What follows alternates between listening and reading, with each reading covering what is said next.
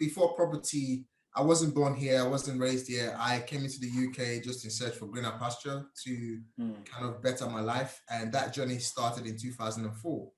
And then I went through all the usual ups and downs, the usual challenges in business.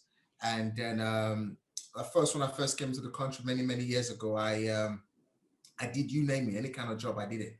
So literally, for the first 1 year, I did cleaning.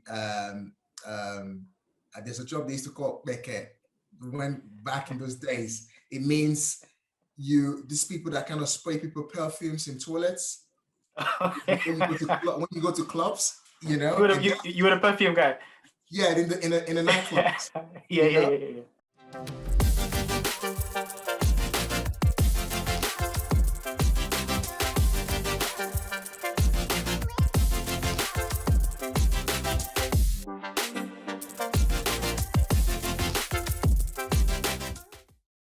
Hello, everybody. Welcome to another Property Convo. Today, I am very, very excited because I've got a really special guest. I have the one, the only, Daniel Moses. Hey, Daniel. How are you? Thank you, my brother. Thank you for having me on this show. I'm looking forward to it. Awesome. Cool, man. Well, let's get, just started off by tell me what you've been up to today and how you've been doing. Well, as just the usual day-to-day life of a property investor and also a property mentor and trainer. As you know, I've been in the industry now for about three and a half, going to my fourth year, to be honest. And the usual will be in the morning, I get up, go for my walk or go for my run, depending on how I feel on that day. But usually I run Mondays, Wednesdays, and Fridays, and Saturday and Sunday, man. Tuesday in between, I go for a power walk. So that out of the way, and then come back to the office, speak to my team. And after speaking to my team, really get into work till around about 2, 3. Then I go out to sites to see what's going on in my projects, here and there. And normally from about 4 o'clock, my day just literally start, get into communication and talking with people. So that's just how normally my days will be like, and that's just exactly how I run it Monday to Fridays. Wow, sounds like you're a very, very, very busy guy. Very busy. I mean, so for those of you, for those who might not know, you and what you're about and what you're up to, can you give us just a little, bio? So, what are you doing now? How did you get into it? And what is Daniel Moses all about? Great question. So I literally got started in property, like I said before. This will now be my going into my fourth year. Before property, I wasn't born here. I wasn't raised here. I came into the UK just in search for greener pasture to kind of better my life, and that journey started in 2004. And then I went through all the usual ups and downs, the usual challenges in business. And then when I first came to the country many years ago, I did, you name me, any kind of job, I did it. So literally, for the first 1 year, I did cleaning. There's a job they used to call beke. When back in those days, it means these people that kind of spray people perfumes in toilets. when you go to clubs, you were a perfume guy. Yeah, in the nightclubs. Yeah. Way back in 2004 when I first came in. That's how my journey got started. And fast track into my second year in this country, I was able to get started in business. To be honest, I started buying cars, shipping things back to Nigeria, buying clothes, shipping things to Nigeria. And it went really well. Then that took me into setting up internet cafes. And from that, life was good, but it wasn't as good as I wanted it. Then I was going through different types of roller coaster. The greener pasture that I was here to look for seems not to have been coming. Not to be there. And in 2012, I decided to relocate back to Nigeria. Okay. And then I started a oil and gas business in logistics. This really kind of helped, elevated me into where I became really more comfortable in terms of Yeah. financially, and that went really well. And my wife, my kids, they're all here. So Okay. because I was back in Nigeria in 2012, 13, 14/15, I Mm. missed them. And not just did I miss them always coming back and forth, my business went into some serious challenge towards the Mm. middle of 2015, which actually led me to losing over 150,000 pounds in Wow. a space of 30 days. And Wow. I had no option than to just say, you know what, I think I've done it all now. Let me just come back to the UK, get a Mm. job, because I think that's what I'm good for. I'm just gonna go and get a job, just give up life and just be normal. Stop this mission of trying to be wealthy or trying to be super comfortable. Maybe it's not for me. And that was Yeah. the only voice I could hear. And I came back to the UK in 2015, December 15th, 2015. I returned back to the UK. I can't never forget that date. Wow. Returned back, like, literally deflated. I felt like I've lost everything all the struggle. I felt like I lost, all these years. And from somebody very energetic, being very positive, somebody who wanted more in life. And you know, I just felt like, anything now, just gonna do it. So I went from there. I got a delivery driving job with Yodel, worked with Yodel for less than 7 or about 8 months. I can't remember the Mm.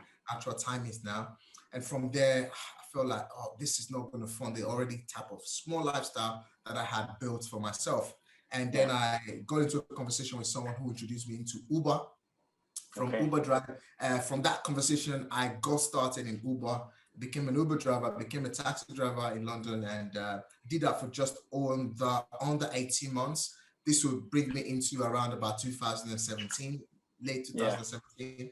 And for me, I think whatever I'm doing now, I've never been so passionate in my entire life about how Mm. I'm so passionate about property. Because for me, Yeah. I felt like God had an intervention in it. There was a God Mm. factor 100% in Yeah. it. Yeah. Yeah. Towards Yeah. the early part of 2017, I remember every time I drop people off, all I can see was houses, properties, and I tried to, I started to really kind of fall in love with, you know, how can I own a house one day that pays me, and all this sort of Mm. imagination. But then Yeah. again, you have the other monkey on the shoulder that will tell you, oh, it never will happen. No, you're good at how you are now. Be a Uber driver and stuff like that. Yeah. And before I knew what was happening, they say sometimes you become what you attract. An ad popped up and from Facebook, and Okay. that was just the inception of my journey. I literally signed up. It was a networking event. I signed up. I paid £70. Even that £70 Yeah. I didn't have. I didn't actually. I had it, but I didn't kind of have it to give I it get away. it. I get it. Yeah. Do you Yeah. Yeah. understand? It was already And that's counted just for. how Yeah. exactly. And that's just in a nutshell how I got started in property. I paid for £70, went to a 2 hours networking event in London, and man, I was fired up. I was fired Wow. up. I was fired up. I said, so if this is real, why is so many people not doing it? Not doing it. Mm. That's such an important question. Why do you think people If are this not is doing it real, then? what? Yeah, the network caught a little bit there, so I wasn't sure if he was hearing me. So if this Sorry. is real, No, I'm here. Yeah. if this is real, why are so many people not doing it yet? You know, but again, me being me, because I've always had this entrepreneurship spirit inside of me, I said, you know what, I'll give it a go. I remember before one of the guest speakers finished speaking, my hands was already up, like I'm ready to go. I'm giving up my Uber driver job tomorrow. Sign me up. Yeah, and that's just in a nutshell how my journey started in property. And Wow. So I mean, we're gonna get to there's a lot that we need to unpack in that what you just said, and it's so inspiring. But okay, so fast forward to where are you now? So what are you doing in property? What's your if whatever you don't mind sharing? Where are you at with property at the moment? so right now, I haven't shared that little story about how I started. Where I am now, I currently have a rent-to-rent business with over 15 properties on my portfolio, generating as of third year. Mm, We have a gross revenue of £500,000. We generated over £500,000. Uh, nice, and also, not just that, I became a portfolio millionaire. I now have an asset worth in the region of just over 1.4 million in three and a half. amazing, Amazing, amazing. This is so good. I mean, imagine if that time when you know, were coming back from Nigeria, and then you said you were listening to that voice that said, you know what, this is all I'm good for. Imagine if you listened to it. What would Daniel Moses be right now? You know what? Every time I think about that, it was just not even the voice in the head. It was not even the monkey on my shoulder. It was every single person I was talking to was telling me, stay there, you're good. You stay where you are. Even one of my closest friends from church said to me, oh, Daniel, you don't need all this stress. You've been through a lot already. Just, you know, this Uber driver job, is it not paying the bills? Is it not looking after you? Can't you go on holiday? I said, yeah. I said, yeah, don't worry about it. Just stay where you are. Just imagine, but like, if I stayed there. Imagine you would have been robbed of your destiny, you know, because you're doing exactly. It seems like this is what, you know, God called you to do, and it's evident because 100%. the success that you're having in it. You know, no one can take that away from you. But 100%, yeah. So going back, so because in the story that you've told, you've done so much, right? So much up until getting to, you know, this point, and you know how can somebody, you know, rationalize going through so much? What keeps you going, you know, to the point that you can take so many knocks and then still kind of keep going and be where you are now? Because this is something that a lot of people go through, but some people struggle to see how they can move forward if everything at the moment seems to be, it's not working, this is not working, that is not working. Like, what advice do you give to somebody who is in that position? You know what? One of my biggest advice is, no matter how much the world knocks you down, okay, it's okay, but don't stay there. All right.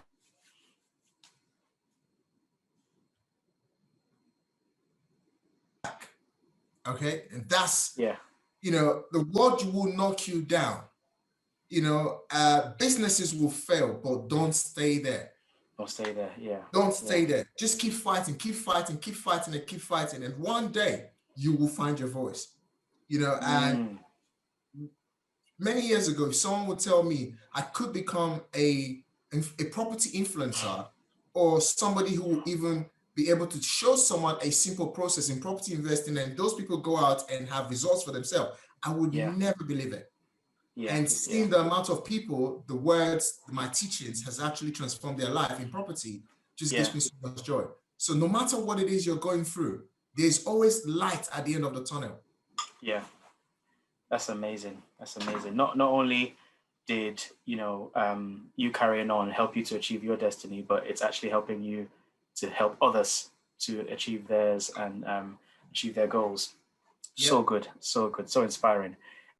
Okay, so the question that I ask a lot of people is rent to rent, right? Some people will say rent to rent, don't go into rent to rent right now, the market's bad, or some people will say actually go, because, you know, people always want to rent. What's your view on the rent to rent market at the moment?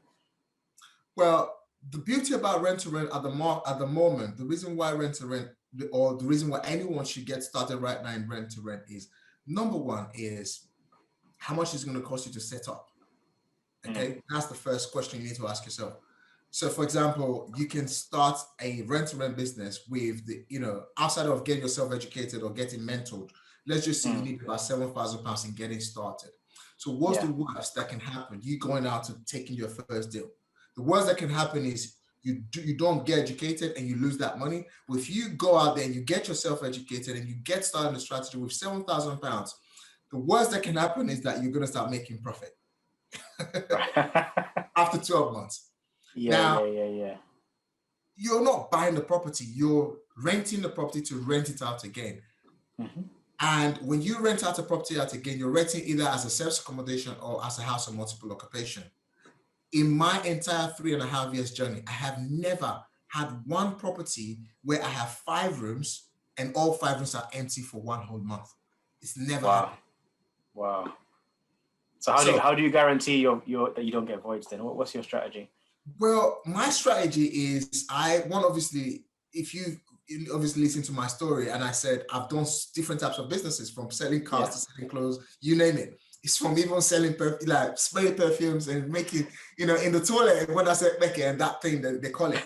Now, basically, it's all about how, how can you, float. This current market right now, you need to float and not sink. You need to keep your head above the water. Most people have the imagination of, oh, I'm going to sink. Remember, they says, as a man thinketh in his heart, so he is. So Correct. if you're thinking right now, I'm not going to get started. If I get started, I'm going to sink. Then if you start, that's what's going to happen. But if you go in and say, I'm going to start, all right, and the people who are downsizing this current pandemic will be one of my tenants. All right, the universe will bring them to you.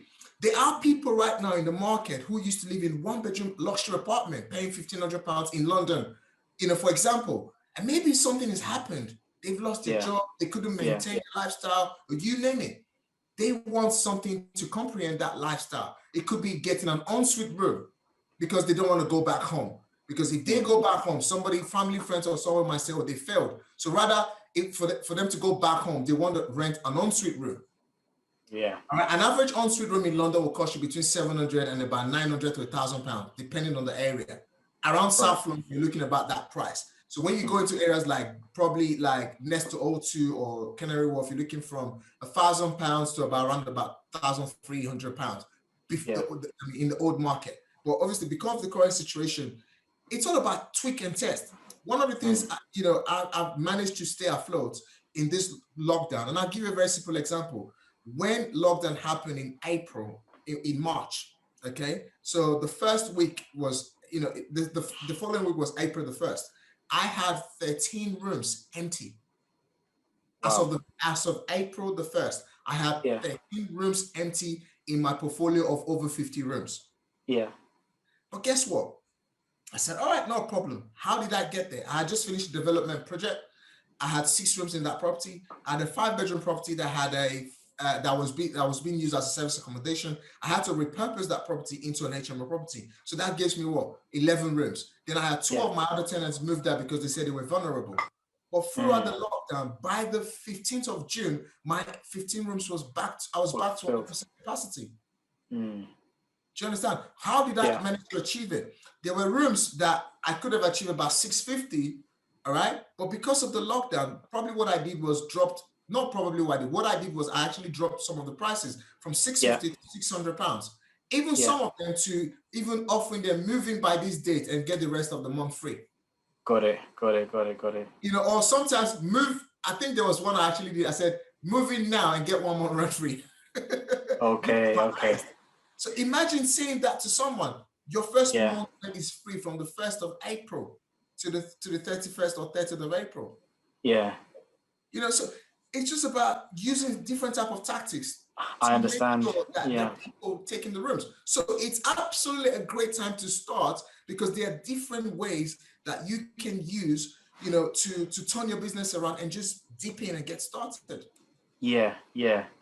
And that's really cool because it definitely shows. And so this is the other thing. So, so one person might say, oh, having all of these things, these businesses that I did in the past that maybe might not have worked out in the end might be a bad thing. But actually, you're reaping the benefits of all of the knowledge that you have gained because it's transferable. So everything that you just described there is skills that you've learned from business, how to sell, how to market, how to negotiate, how to make an offer that is compelling, and it's almost like everything that you've done up until this point has prepared you for success in this arena that you're in. 100%, I agree. That's so amazing.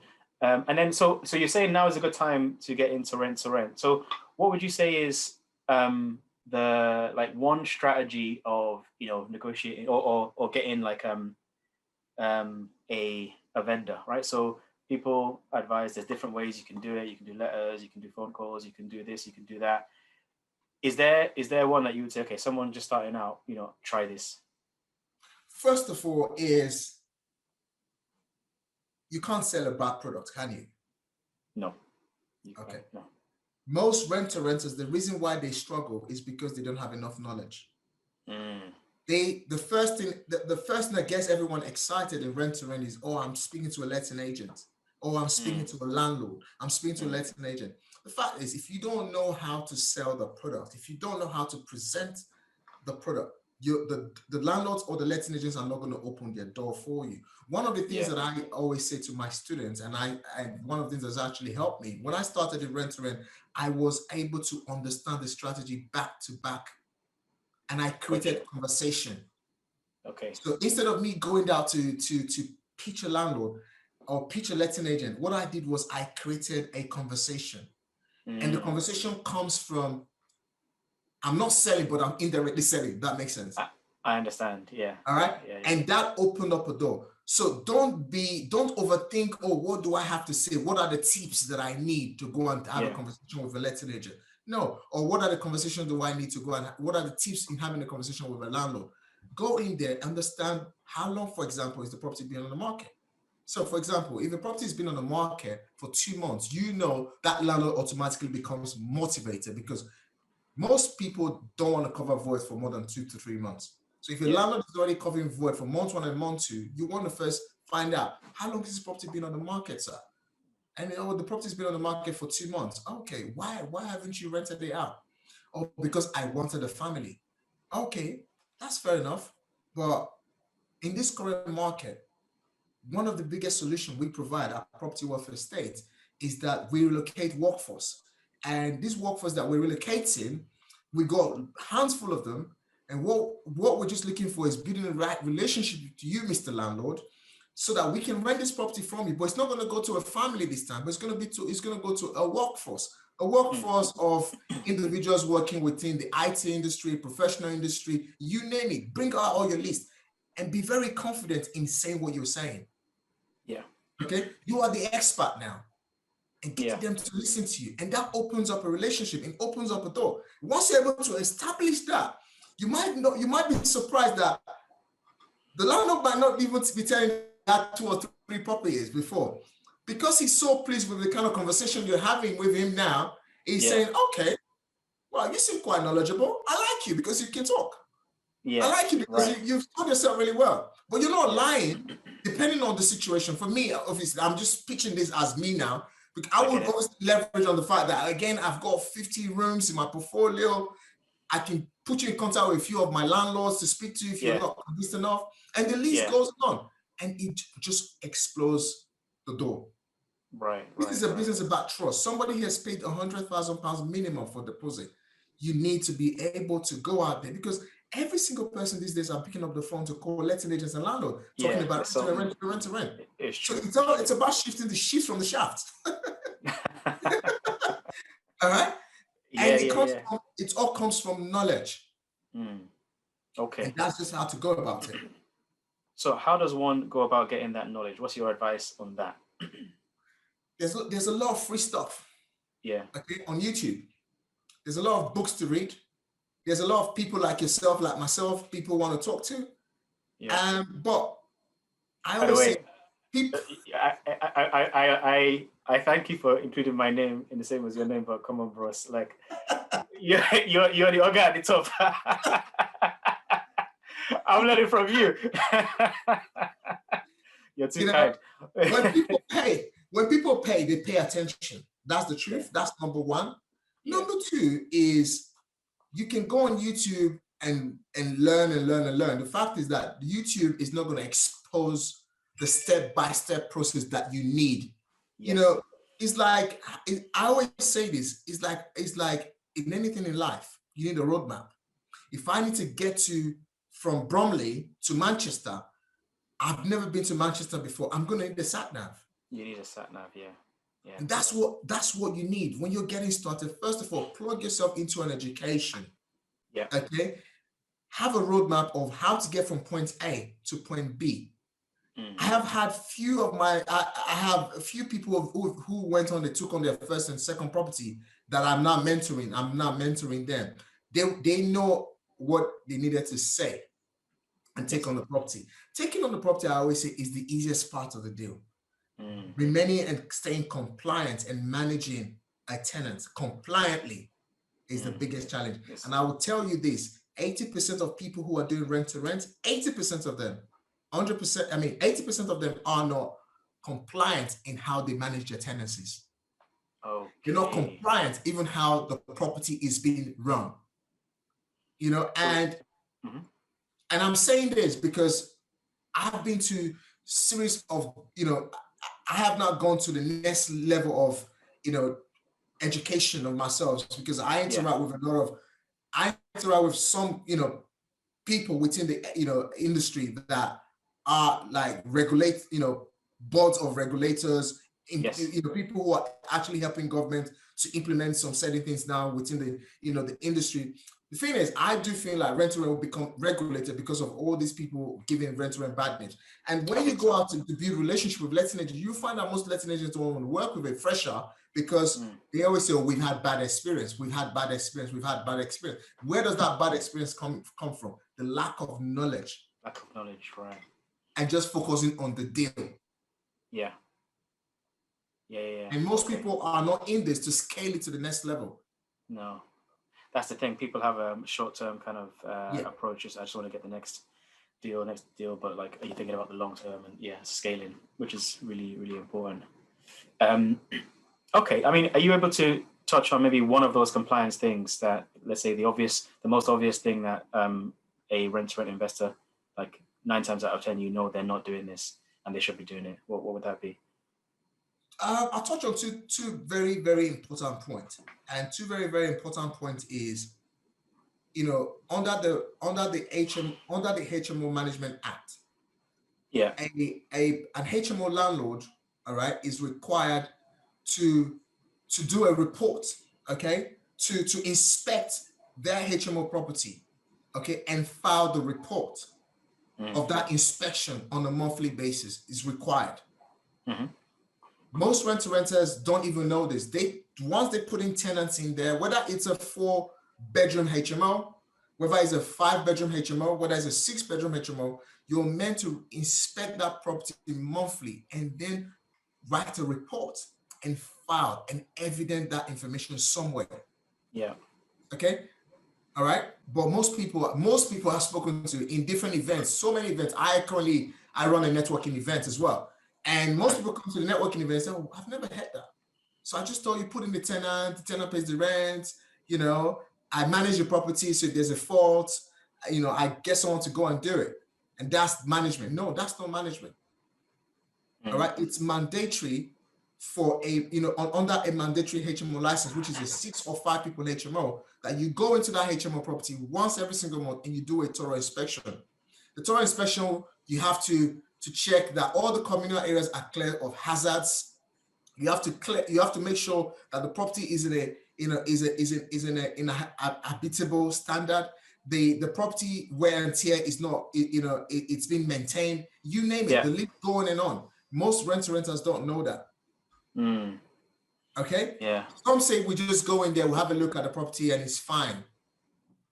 You know, and there is no issue.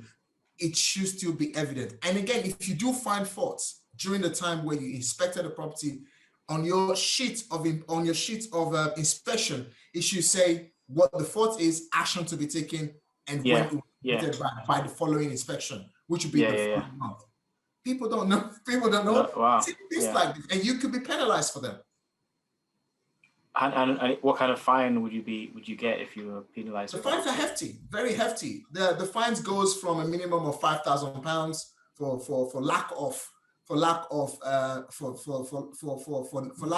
negligence, for being, for neglecting issues, and also some of them you could be charged for rent repayment, others because the property is not in a compliant manner, and it just goes on and on. And a repeated offender could actually be charged.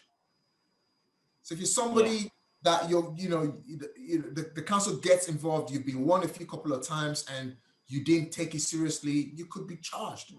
That's how deep this is. So you have to stay compliant. And I'm sure if regulation comes in a bit more, these things will be picked up a lot more, right? The truth is, the regulation is already there. The HMO regulation is already there. It's there. On each councils have their own HMO regulation. If you're a member of the NLA, it's there as well. It tells you your responsibility as an HMO landlord. Right. Okay. And lastly, people using the wrong type of tenancy contract for their own AST tenants who are living in the room. Okay. Some Okay. people use a general, short shuttle tenancy, which is AST, which is for a single unit, not as a house of multiple occupation.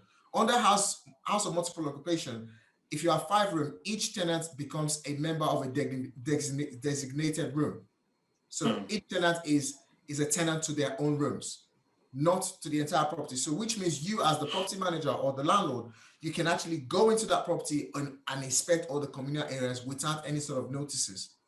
Yeah. But when you have the wrong type of tenants, you have to give the occupants of that property, a minimum of 24 hours notice. And sometimes some renters don't know which is which, and then they go, because they've used the wrong tenancy contract. Okay, they go into that property and they have tenants quoting the laws and say you're meant to give 24 hours notice to come into this property. You're actually you're harassing us because we keep seeing your face all the time. But as an HMO, if the tenant is designated to that room and is renting that room is what they have right to. Yeah. Okay.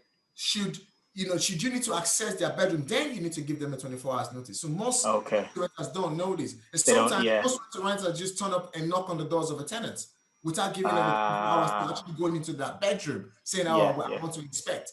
So there's so many things that needs to be that you need to be aware of. You need to tighten up on. Yeah. Wow.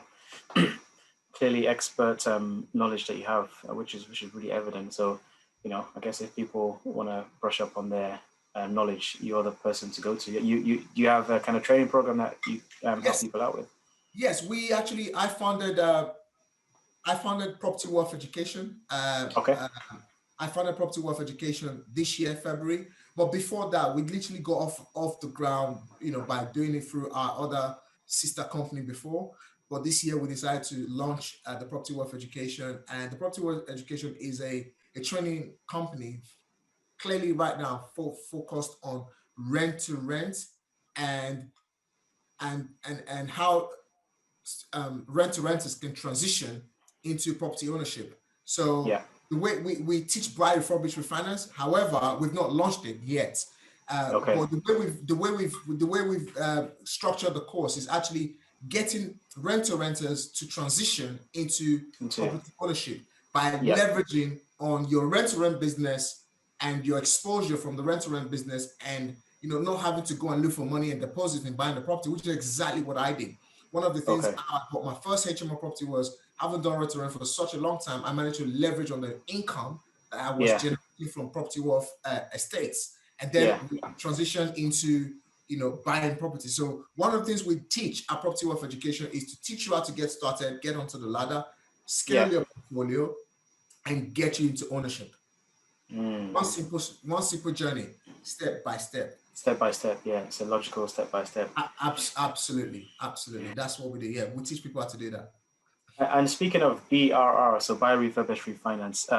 So it sounds like you're doing some of those now as well, right? Or yes, for yourself. Yeah.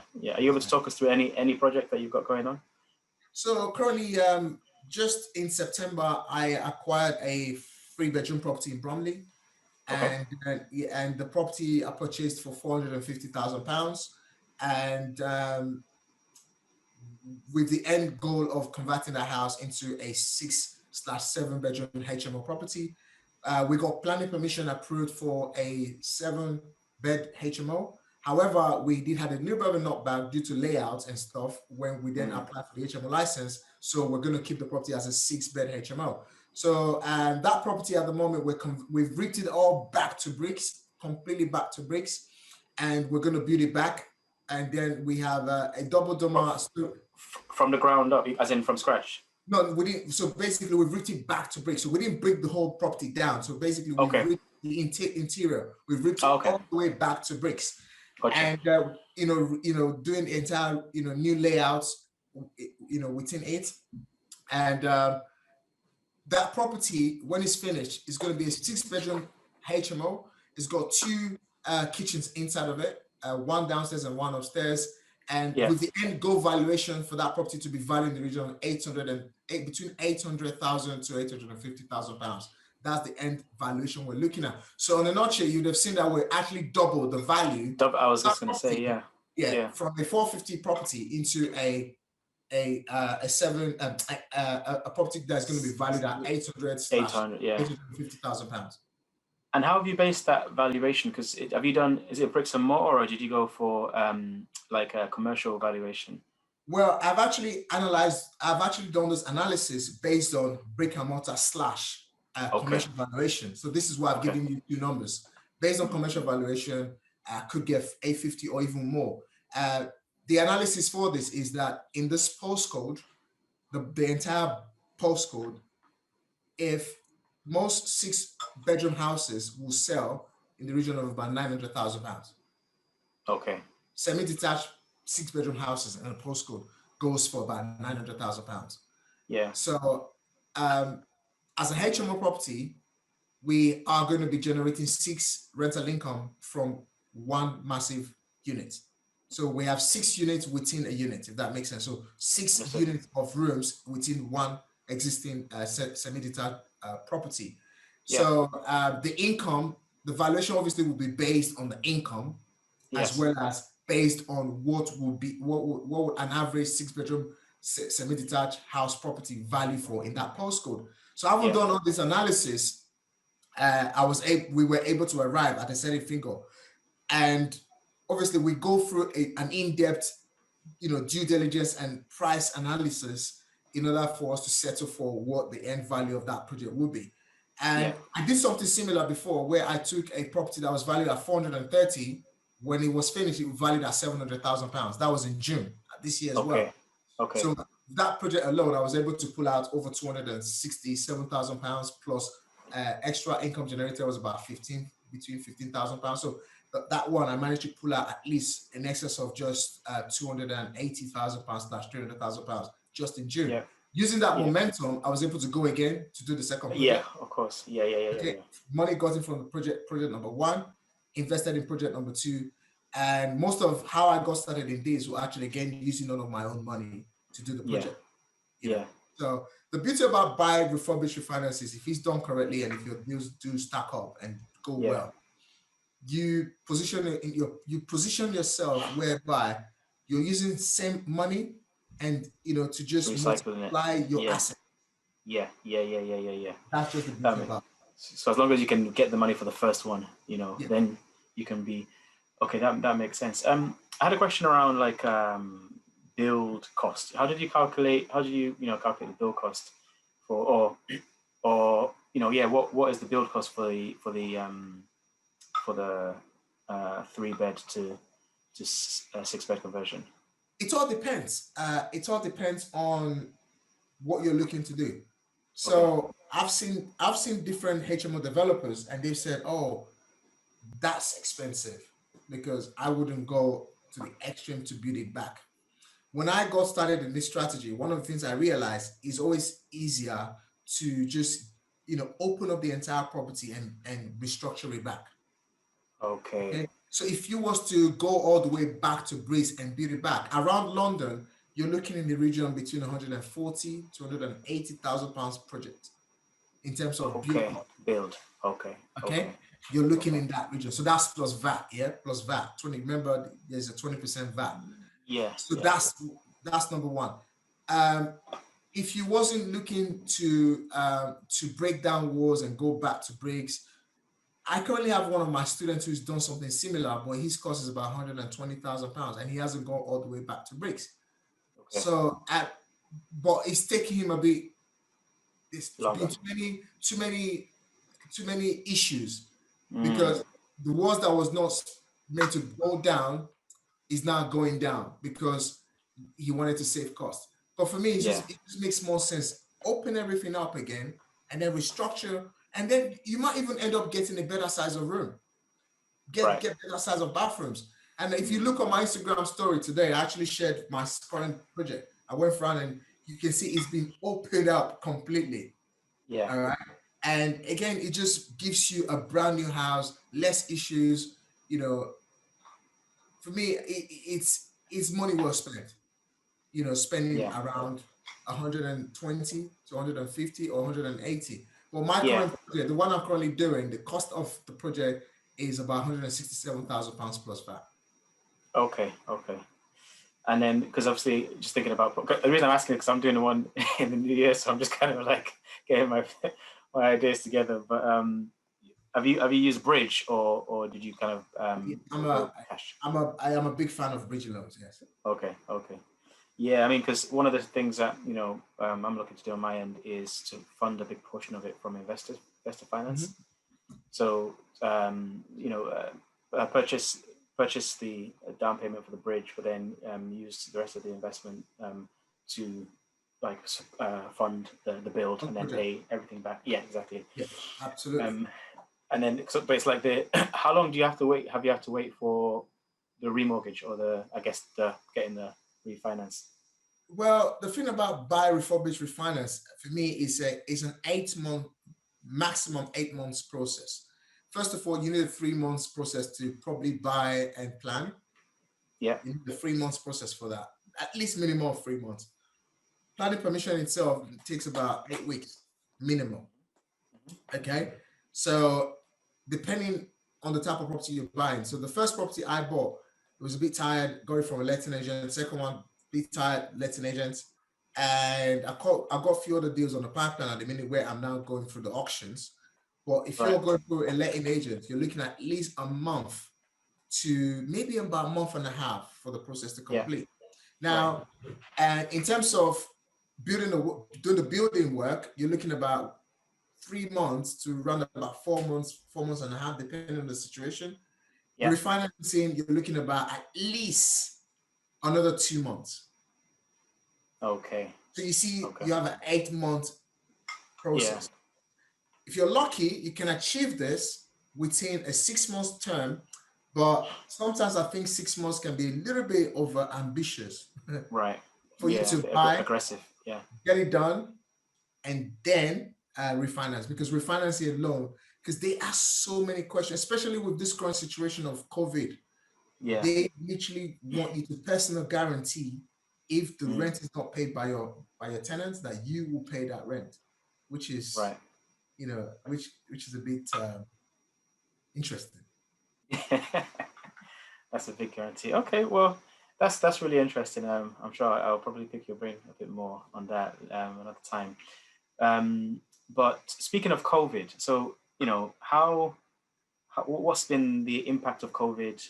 Sorry, lockdown, should I say, for you and your business? For me, I have one of the greatest thing I have had to, I've been so grateful for. One of the greatest thing I've been so grateful for is I've been through quite a lot in my life, and one of the things I have learned is no matter what is going on out there, don't let it weigh you down. The Yeah. thing is, worry about what you have control over, not what you don't have control over. Pandemic, lockdown, COVID, you and I have no control of it. Even the government doesn't have control of it. Yeah. What the government is just trying to do is just kind to reduce the spread by asking us to stay at home. Yeah. So stay at home doesn't mean my brain have to be locked down. Doesn't mean my brain was locked down. Does it make sense? I So understand. my brain has not been locked down. What is being locked down is it's the population. So we've been locked down, not to interact, engage, restaurant, and so on. But Yeah. I have, to be honest, I have been so productive. My business actually doubled in terms of revenue over the last couple of months. It's amazing. I literally doubled everything. And I was normally I would be out networking, meeting people, having much conversation. But what lockdown has allowed me to do is to kind of reflect and actually became more productive. Yeah. Yeah. Yeah. I became more I get it. productive. And to be honest, when lockdown is passed, I think the new norm for me is this is my new lifestyle. That's the Yeah. truth. Yeah. Zoom meetings and stuff. Yeah. Yeah. I started writing a book last year. Okay. And I put a hold on it. But during the course of this lockdown, I completed that book. I always wanted to have a podcast. Yeah. Due to this lockdown, the podcast is ready to be launched before Christmas. Amazing. I've now launched two talk shows, or two talk shows within my Facebook community with the Rent to Rent Yeah. Property Network. I Yeah. have a Monday surgery where I give tips and I ask people come and ask me questions about rent to rent. It's a 30-minute show. And we launched a talk show last week, Friday, where it's called the Property Wealth Money Talk Show, talking Okay. about the mindset of money and how people should treat money. And I've not stopped. I've just been productive, productive, productive.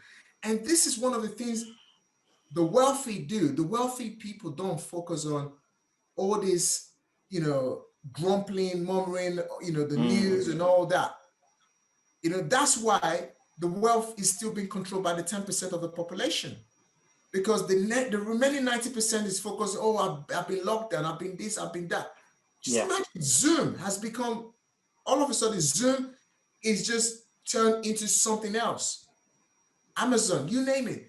These people are not complaining about the lockdown. They're creating ways.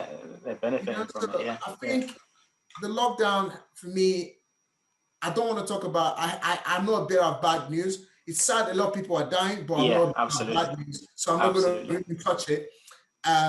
It's bad enough as it is, but use it as a progression to creating something new that can actually create your new economy. For me, that's amazing. Just what I have to say about it. It's all about perspective, isn't it? Like I like what you were saying before about, stuff can be happening outside, but it's about what you let, happen inside, and you can only control what's going on in as opposed to what's going on out, and make the most of it. And it seems like you've really, really, really made the most of it. So that's amazing. Coming to the end, of the interview now. So I wanted to ask just a couple of unrelated questions. So this show, it was meant to be car themed. It's like carpool. And as a result, I always like to ask my guests a question about cars. So my question to you is, what's your favorite car and why? My favorite car, I love Mercedes. All right. Nice. Anyone in particular? I'm a big fan of Mercedes cars. So currently in the last 18 months, Mercedes-Benz a GLC, and just in July I changed the GLC and I got a GLE coupe. Nice. I just love Very Mercedes. Nice. I love the feel. I love the German machines. Nice. Good choice. Okay, another question. What are you listening to music wise? What's in your Spotify playlist? Well, I'm really big into old school. Okay. I'm also very big. I listen to a lot of soul music. Okay. And above all, I'm a massive fan of lo-fi music. Oh, lo-fi. Okay, yeah. Do you mean like the one, the kind of focus music that you can just have in the background? Absolutely, yeah.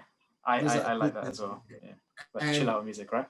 I used to be a big fan of R&B, but these days I just find myself being more productive when I listen to soul, and when I have lo-fi on the background. I'm just super productive. Just good.